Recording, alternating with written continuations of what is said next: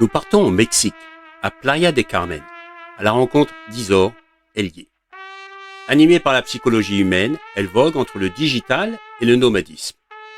Nous allons découvrir un mode de vie qui fascine de plus en plus une communauté de millénials, les digital nomades, une autre forme de tourisme.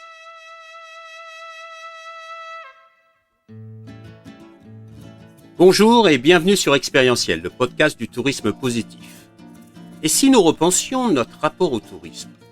Si on réfléchit bien, une activité touristique ne peut pas prospérer dans un environnement dégradé. On vous emmène dans un voyage vers un tourisme respectueux de la planète et du vivant, en partant à la rencontre d'acteurs engagés. À travers leurs histoires, nous allons découvrir des femmes et des hommes visionnaires, des leviers d'engagement qui sèment maintenant des graines de réflexion et d'action pour un tourisme positif. Je suis François Huette, ambassadeur du tourisme positif avec une expérience internationale animée par le développement d'un tourisme vertueux, guidé par le sens et l'expérience en lien avec son territoire. J'accompagne les acteurs du tourisme et pas que dans l'évolution de leurs activités vers un tourisme positif. Les digital nomades voyagent différemment, en harmonisant leur vie professionnelle et la découverte d'un pays. C'est une des versions du slow tourisme. C'est leur version. Ce sont des touristes qui souhaitent aller en profondeur en s'imprégnant de cultures différentes. Quelques mois ici, quelques mois là-bas, ils prennent le temps de découvrir une destination, de se déconnecter des écrans qui font partie de leur métier pour se reconnecter à l'environnement, à l'humain, à travers l'apprentissage de cultures et traditions diverses. Sans plus attendre, je vous invite à faire une pause dans un lieu confortable et calme. Je vous emmène en compagnie d'Isor dans un voyage de liberté, porté par le sens et la découverte. Bonne écoute!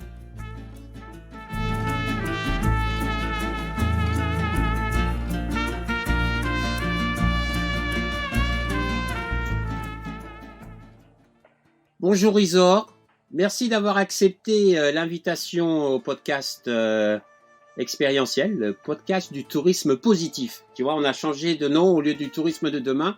On est passé au tourisme positif parce que justement, en ce moment, je crois qu'on a tous besoin de positivité et c'est quelque chose d'important. Et qui veut de la négativité? J'en connais pas beaucoup.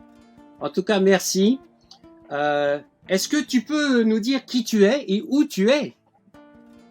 Bien sûr. Alors, bonjour François. Je suis ravie de te retrouver aujourd'hui.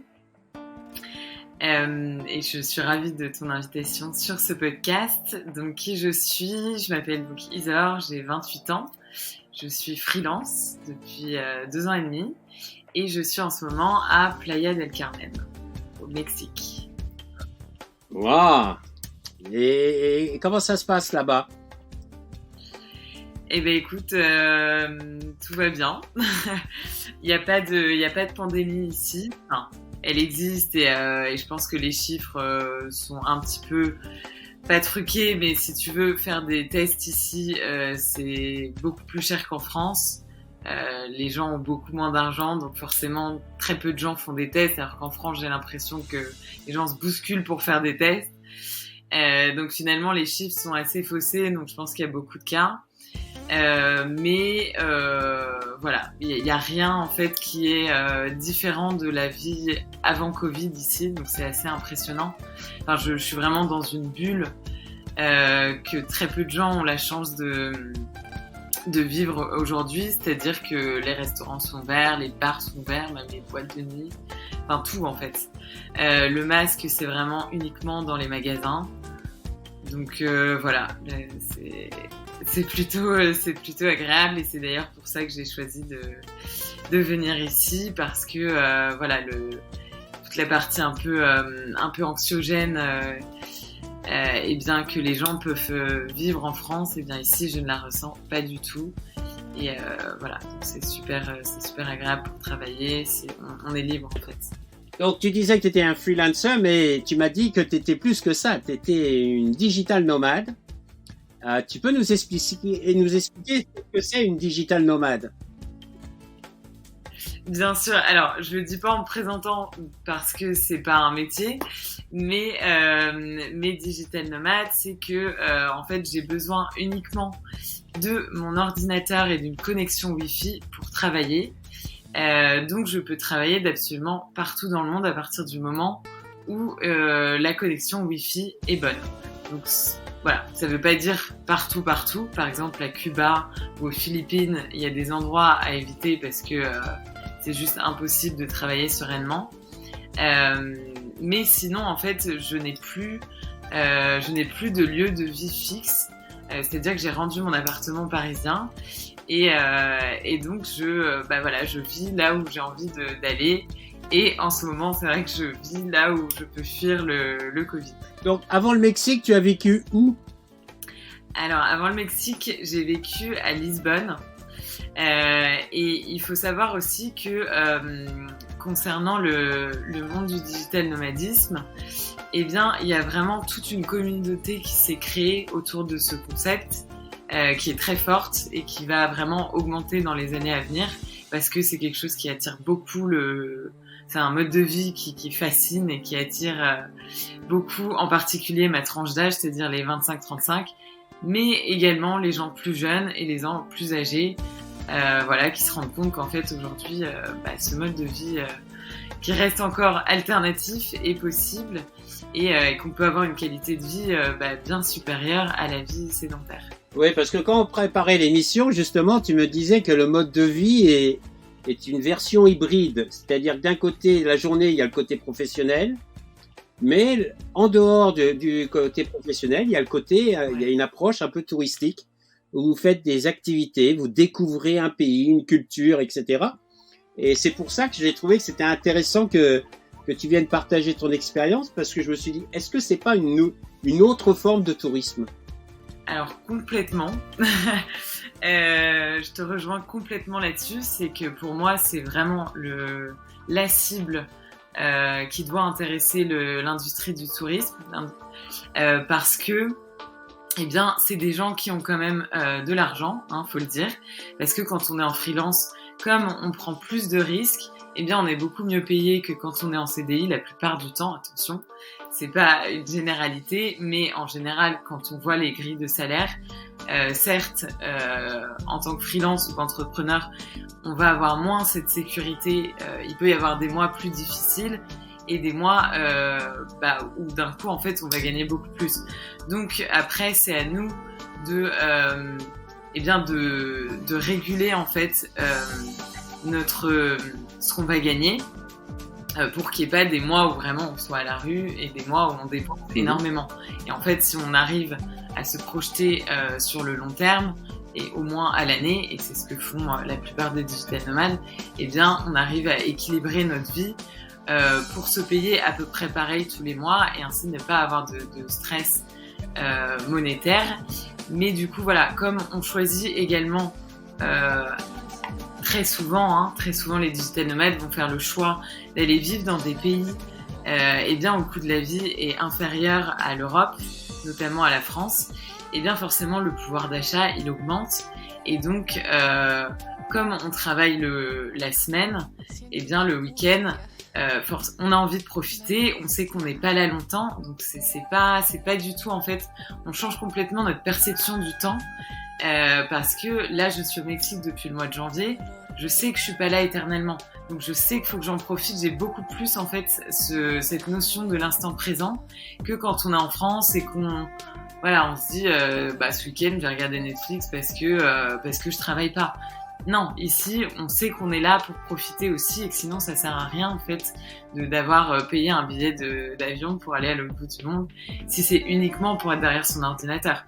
Après, je peux pas faire de généralité parce que je rencontre des gens super différents. Il y a des gens qui vont vraiment prioriser le travail devant tout, travailler aussi le week-end, qui ont du mal à décrocher. Ça, c'est aussi quelque chose un problème, on va dire, des digital nomades, c'est que beaucoup, en fait, contrairement à ce qu'on pourrait croire et à l'image qu'on peut avoir du digital nomade qui est les pieds en éventail dans la piscine, le digital nomade va avoir du mal à décrocher du travail.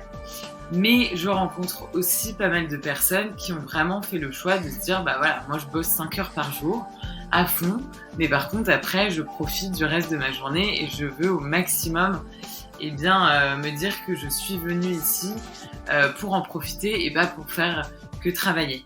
D'un point de vue personnel, moi, mon équilibre de vie, je l'ai trouvé dans le fait de travailler la semaine, le soir aller au restaurant avec mes amis, et puis le week-end, par contre, partir en excursion dans les villes alentours de la ville que j'ai choisie, qui va être une ville plus citadine, et le week-end, du coup, aller dans des endroits plus sauvages, plus authentiques. Donc, tu découvres un pays, tu profites aussi de la vie. Est-ce que ça, c'est la tendance des millénials aujourd'hui ? Oui, oui, bah c'est vraiment. Enfin, je vois beaucoup d'études là-dessus qui disent que les gens aujourd'hui, en fait, ils voient plus de sens dans le fait d'avoir un diplôme, de travailler à la défense dans une tour et d'être un jeune cadre dynamique. Ça, c'est vraiment une image qui ne fait plus rêver personne dans les gens que je rencontre. Les gens, ils ont vraiment envie d'avoir un projet passion et du coup être prêt à travailler plus. Parce que il y a du sens dans ce qu'ils font. Il y a aussi l'écologie qui est une très grosse tendance. Les gens n'arrivent plus à travailler pour des boîtes qui sont vraiment connues pour être des grands pollueurs. Et puis à côté de ça, la notion vraiment de profiter de la vie et de pas attendre la retraite pour kiffer, pour parler un peu avec mon langage.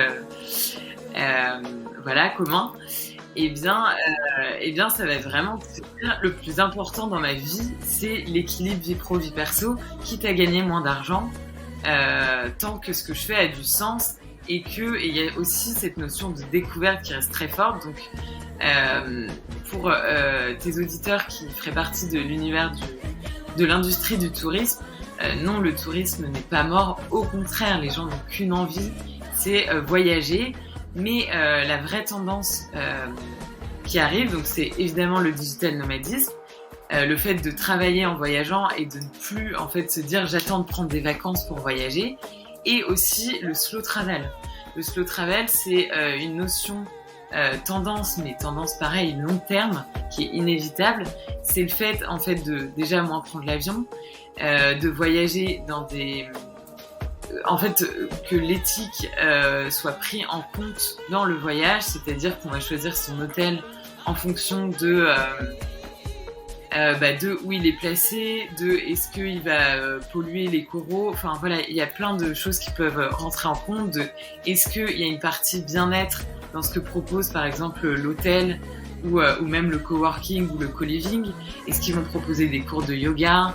Est-ce qu'ils vont proposer une initiation au surf? En fait, la partie expérience, elle est super importante chez les millénials, à tel point que, comme je disais, ça remet vraiment en cause tout le modèle de société, selon moi, parce que les gens vont être beaucoup moins attachés à des objets, mais le plus important pour eux, et là où ils vont être prêts à mettre de l'argent, c'est dans les expériences.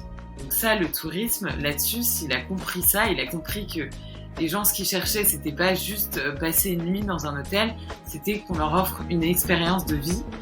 Et bien, là, ils ont tout compris. Et si en plus l'expérience, elle est authentique, elle a un lien avec le local, avec le fait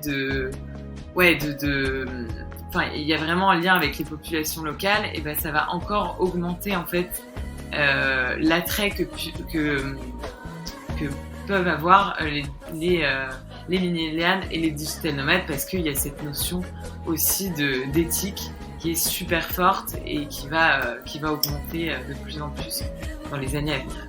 Tu peux nous partager une ou deux expériences de vie qui t'ont marqué, toi, justement, à travers ces voyages que tu fais? Peut-être au Mexique, peut-être à Lisbonne ou... Alors, oui.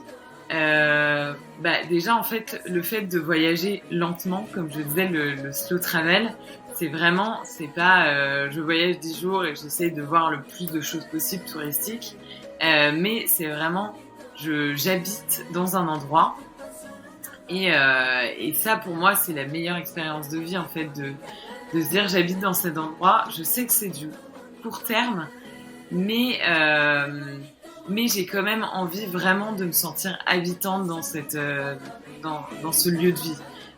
Là, je me sens vraiment habitante à Playa del Carmen. Et précédemment, j'étais à Lisbonne pendant 3 mois aussi. Et c'est pareil, en fait, je me sentais vraiment... j'avais mes petites habitudes, j'avais les petits cafés où j'aimais bien aller travailler parce que je sais qu'il n'y a pas trop de bruit, que je peux faire mes calls. Voilà, enfin tout ça en fait pour moi déjà c'est une expérience de vie qui est super forte et en fait le fait de rester au moins 3 mois dans un pays, et ben ça va permettre aussi de créer des relations plus fortes parce que une autre difficulté dont je voulais parler sur les digital nomades, c'est le fait de créer des relations profondes. Parce que voilà, on rencontre beaucoup de gens, on s'ouvre beaucoup plus. Donc notre mindset change, notre état d'esprit, on est beaucoup plus ouvert à l'autre et beaucoup plus tolérant, on apprend aussi la patience parce que par exemple au Mexique quand le plombier nous dit je viens réparer la douche à 11h, on sait très bien qu'il sera jamais là avant midi, mais voilà, une fois qu'on le sait, c'est pareil, ça fait partie de l'expérience de se dire en fait grâce à ce que j'ai vécu ici, j'ai progressé moi en tant qu'humain et je suis plus tolérante aux autres. Et ça c'est quelque chose, quand on rentre en France, waouh, on se dit faudrait vraiment que les gens voyagent plus parce que ils se rendent pas compte en fait de toute la chance qu'on a en France, que ce soit la sécurité sociale, plein de choses en fait qui sont voilà, que quand on va dans d'autres pays, on se rend compte que c'est vraiment à la one again parfois et que en France c'est super cadré, que les services clients, on a beau se plaindre beaucoup, et en fait voilà, il y a des pays où vraiment c'est 10 fois pire, et en fait le fait que ce soit pas notre pays et qu'on se sente chanceux d'être accueillis dans ce pays, et bien du coup on va être plus tolérant envers les habitants parce que alors après tout le monde ne réagit pas comme ça, mais moi c'est comme ça que je le perçois, et j'espère que ma génération va aussi prendre ce chemin en fait de se dire les habitants qui sont ici, faut les respecter, et respecter le fait que par exemple ici quand on dit 1 heure, c'est en fait 1 heure après qu'on arrive, et voilà, une fois que tu le sais, tu t'organises comme ça. Mais dans les autres pays, du coup, j'aurais appris à être plus patiente. Et ça, c'est vraiment des expériences de vie qu'on ne peut pas vivre quand on est là que 2 semaines dans un pays. Ouais, non, mais c'est intéressant quand je t'écoute. J'ai l'impression que c'est pas, c'est voyager différemment qu'on doit faire pour justement s'imprégner, pas seulement d'une culture, mais des modes de vie. D'autres cultures, d'autres pays, d'apprécier ce qui est bien chez eux comme d'apprécier ce qui est bien chez nous.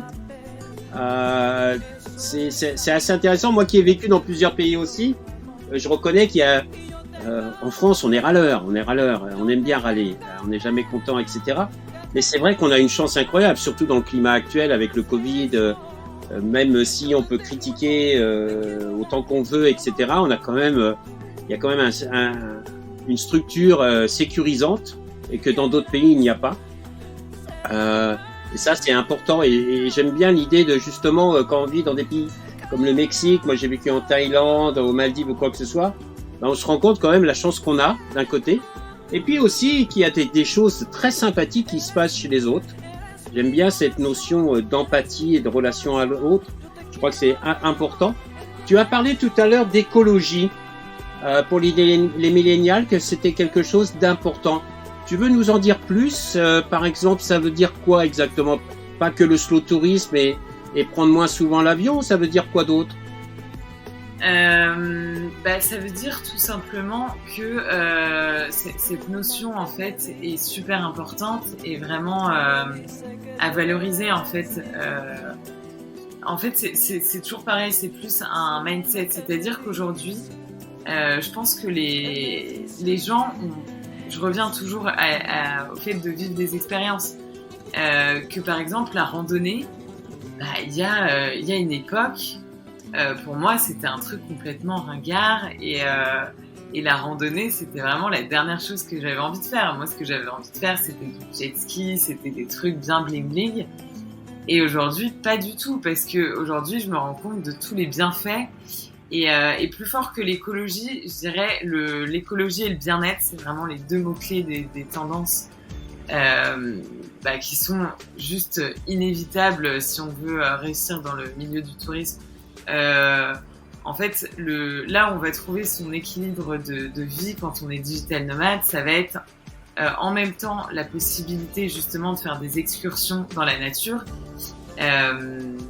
Donc de vivre des expériences où tu vas par exemple pendant 3 jours partir avec un guide et être en montagne et le guide va t'expliquer l'histoire de cette ville ou de cette région, elle va te montrer la faune et la flore. Enfin voilà, tu vas vraiment vivre une expérience super authentique et super humaine, justement très loin de la partie écran aussi.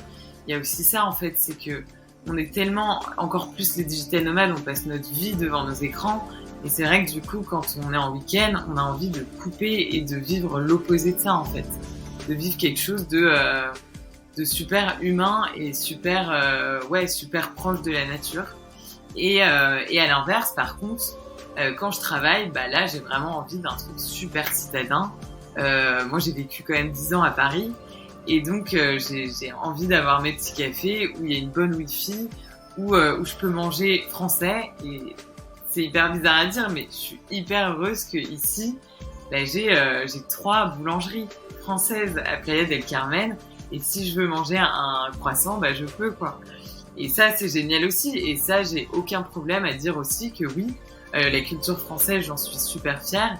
Et de la retrouver à l'autre bout du monde, c'est pas un manque d'ouverture dans le sens où je mange mexicain 70% du temps, mais le reste du temps, avoir un plaisir français, c'est juste le bonheur absolu, quoi. Dis-moi, au point de vue bien-être, tu dis que c'est quelque chose d'important pour les jeunes de ta génération. Qu'est-ce que tu fais, toi, comme activité de bien-être, justement ? Alors, justement, je vais relier un peu ta question d'avant parce que j'ai un peu switché. Sur l'écologie, par exemple, des activités qui peuvent être intéressantes à proposer, ça peut être de ramasser les déchets sur la plage. Alors, on se dit comme ça, ouais, mais attends, si les gens payent pour aller à l'hôtel, c'est pas pour ramasser. Si, en fait. Si. De voir ça sur le site d'un hôtel, bizarrement, en 2021, c'est ce que les gens ont envie de voir. Et ils vont se dire, waouh, ok, donc cet hôtel, en fait, c'est pas du bidon greenwashing, mais c'est vraiment un hôtel qui a les mêmes valeurs que moi et qui a conscience que prendre soin de la planète, c'est important, ou qui, par exemple, va chauffer au solaire. Ça, c'est quelque chose que dans les pays où il fait chaud, de plus en plus d'écologes vont faire. Et la notion de bien-être est liée à ça parce que très souvent, bizarrement, ces hôtels-là, ils vont en parallèle proposer, par exemple, des cours de yoga tous les matins. Donc, tu vas ou tu vas pas, ça peut être un supplément ou ça peut être inclus. Mais par exemple, typiquement en bien-être, moi je fais du yoga tous les matins et vraiment ça fait partie en fait de mon équilibre de vie, de la méditation aussi. Et c'est vrai que moi je le fais toute seule grâce à des applis. Mais quand je voyage, si par exemple là je me dis je vais partir une semaine découvrir un autre endroit du Mexique et je veux aller dans un hôtel, dans un écolodge, s'ils proposent des cours de surf, par exemple un cours de surf tous les matins, pour moi c'est un truc bien-être. C'est pas juste un sport. Non, c'est vraiment ça va équilibrer en fait, ça va procurer des sensations qui vont améliorer le bien-être, mais peu importe l'âge, peu importe la situation financière, familiale, tout ce que tu veux, on est tous égaux face à ça en fait. Et tous les humains, pour le coup, sont fait pareil là-dessus. Ils ont besoin de bouger pour être bien dans leur corps et pour avoir un cerveau qui marche bien. Et ils ont besoin de la nature aussi pour trouver un équilibre de vie. Donc c'est peut-être des phrases super clichés, mais pour les vivre au quotidien, c'est vrai que quand on passe beaucoup de temps sur un ordinateur, on est en fait beaucoup plus même productif quand à côté de ça, on arrive à avoir des à vivre des expériences complètement différentes. Après le Mexique, t'as une idée où tu veux aller? Oui, ouais, j'ai une idée. Théoriquement, alors c'est toujours pareil, hein, là la situation est tellement bancale en ce moment que je veux pas quitter le Mexique pour l'instant. J'ai même repoussé mon billet parce que rentrer en Europe ça me fait très très peur. Pas forcément pour les conditions, enfin la France si clairement, mais voilà il y a des pays où les conditions sont un petit peu moins strictes. Moi, ma base, c'est vraiment les restaurants. Enfin, j'aime trop manger dehors. Donc, si les restaurants sont pas ouverts dans un pays, bah, je peux pas y aller en fait. Ça fait peut-être très gosse de riche de dire ça, mais c'est un critère hyper important pour moi de pouvoir de pas tout le temps manger chez moi et pouvoir aller culinairement vivre des expériences différentes dans le pays où je suis. Et du coup, le pays auquel j'ai pensé, c'était l'Espagne et c'était Tenerife. Je suis en contact avec pas mal de digital nomades qui sont là-bas et je sais que il y a le masque dans la rue, il y a un couvre-feu à 23h, mais à part ça, la vie est quand même assez... les conditions sont assez agréables. Le climat est juste incroyable, il fait 25 toute l'année. Et justement, on va dire que la nature qui me manque un petit peu ici quand même, à Tenerife, c'est que des randos, c'est hyper volcanique, c'est vraiment magnifique. Et donc, de vivre une expérience un peu plus nature, c'est vraiment la prochaine étape dans mon voyage de vie, on va dire. J'ai pas encore de date précise, mais a priori c'est là où je vais. J'ai une question pour toi qui est la suivante, c'est par rapport à la vie que tu mènes aujourd'hui, tu as parlé tout à l'heure que la notion de sens et de rêve était très important pour les jeunes de ton âge. Et j'aimerais connaître quels sont tes rêves. Ah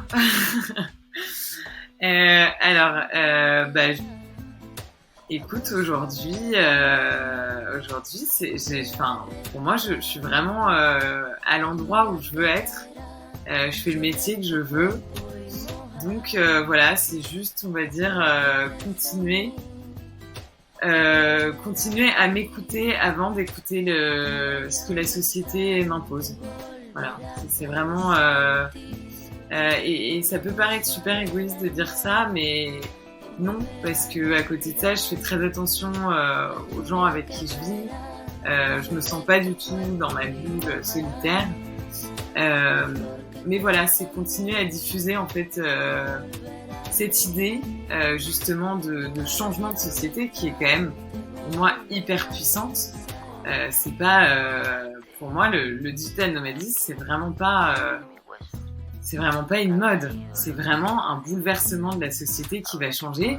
Et je pense sincèrement que dans 10-20 ans, parce qu'en fait ça va tellement vite aujourd'hui que 10 ans pour moi ça me paraît super loin, mais que du coup dans 10-20 ans, la plupart des gens en fait ils travailleront plus du tout comme aujourd'hui, mais ils prendront peut-être 3 mois par an où ils travaillent pas pour justement faire une petite rétrospection de ce qu'ils ont envie aujourd'hui dans leur vie. Ils se poseront en fait plus de questions, mais ils seront plus à l'écoute d'eux-mêmes et de ce qu'ils ont vraiment envie de faire. Sans se mettre des croyances limitantes qui vont les obliger à faire des choses que finalement au fond d'eux ils n'ont pas envie de faire. Et en fait, si j'avais un rêve, ce serait vraiment ça. Je sais pas trop je me projette pas trop en termes d'années, mais moi j'adore parler en public. Donc voilà, d'être speaker, on va dire, sur cette notion de digital nomadisme et de diffuser en fait l'idée que c'est possible d'avoir ce mode de vie.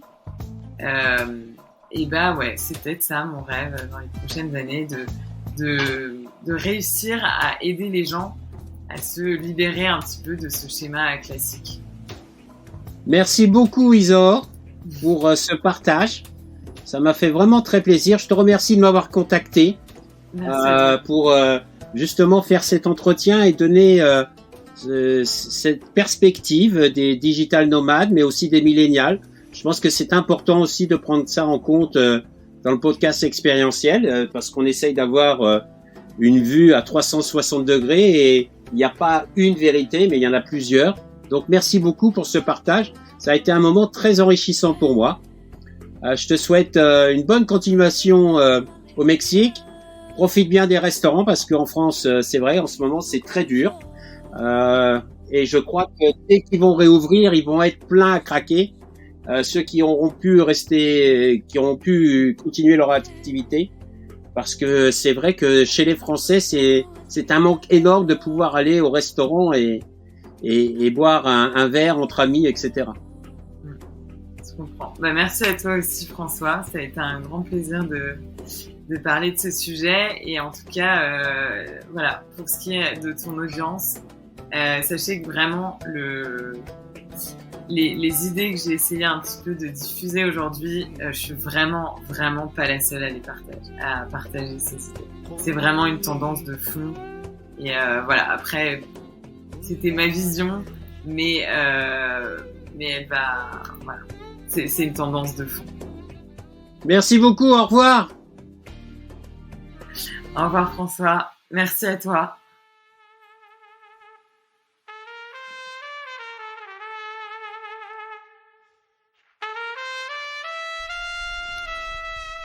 Voilà, c'est la fin de notre voyage du jour. J'espère que vous avez vraiment passé un agréable moment en notre compagnie et que nous avons pu semer des graines d'inspiration et d'action. Surtout n'oubliez pas, le tourisme de demain, c'est maintenant qu'on le construit et ensemble. C'est un tourisme qui est guidé par le sens, l'expérience et en lien avec nos territoires pour assurer la pérennité de nos métiers et de nos activités. C'est essentiel. Si vous avez vraiment aimé ce podcast, favorisez sa diffusion en lui donnant 5 belles étoiles sur Apple ou la plateforme podcast préférée que vous utilisez.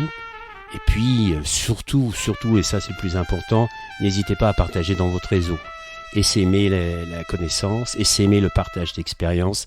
C'est essentiel pour chacun d'entre nous d'avoir accès à cette information. Et puis, si vous voulez continuer l'aventure avec nous, le voyage avec nous, eh bien, je vous invite à vous abonner pour suivre tous les épisodes gratuitement et être informé dès qu'ils sont publiés. Voilà. Je vous remercie et à très bientôt. Au revoir.